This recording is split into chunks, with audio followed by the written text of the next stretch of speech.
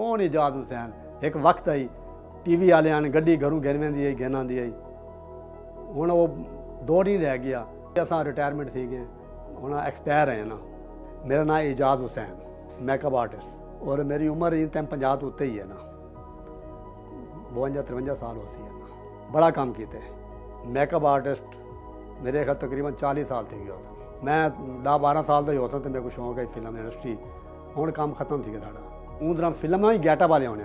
मैं बड़े बड़े फनकारां नाल काम किए, नामवर अपने दौर दे। मैं सुल्तान रही नाल, मुस्तफा कुरैशी, अफजाल अहमद, इवें स्टेज दे मस्ताना, तारिक टैडी। बहरहाल मेरे को क्योंकि याद कोई नहीं, बड़ा बड़ी मेहनत की थी। बहरहाल सैट लैन, बूम राड पकड़न, समान चाहते। मैं बड़ा जो काम मिले लकड़ी का लोहे का मैं काम किए ना। जितने भी आर्टिस्ट मौजूदा काम कहते पे कोई उनका गैटअप कोई नहीं है।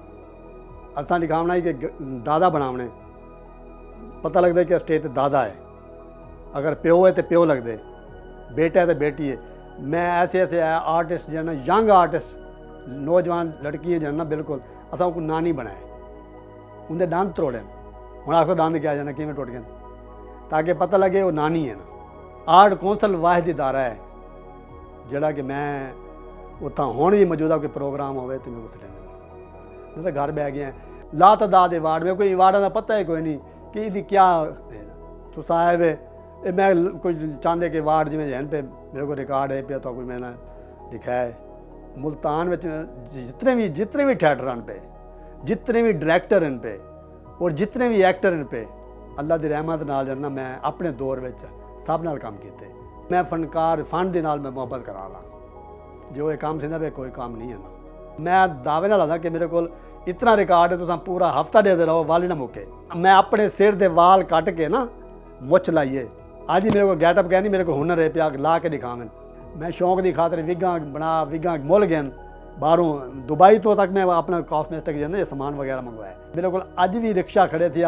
मैं समझो कि मेरी औलाद को मैं प्यारा है। बालों की रोजी होना ना की मेहनत मजदूरी करके माशाल्लाह छोटा मोटा छत बालों की छत बनाइए। अलहमदुलिल्लाह मैं कहीं दोस्त का कोई मकरूज या मैं कोई इमदाद में कोई चीज़ कह नहीं। यही टाइम जन्ना मेरे पित्ते पत्थरी, गुर्दे पत्थरी, मसाने पत्थरी, बड़े इलाज किए। कौन इजाद हुसैन। एक वक्त आई टीवी वाले ने गड्डी घरों गिन वेंदी आई गिन आंदी आई, हुण वो दौर ही रह गया। असां रिटायरमेंट थी गए, हुण एक्सपायर है ना। तुस घड़ी देखो, घड़ी की सकेंटा वाली सूई बजती है ना, उनके बाद मिनट वाले आती है, घंटे वाले आती है। हाँ जी, सकेंटा वाले कोई पुछदा क्या है नहीं, सकेंटा वाले कोई पुछदे कोई नहीं पुछदा है ना। तो इवें ही है कि असां बड़ा काम किए। हुण इहो जदे हैं कि असां सकेंट वाली आई सकेंटा लिया थे असां, बस वो साकू हुण कोई पुछदा क्या नहीं। ठीक है।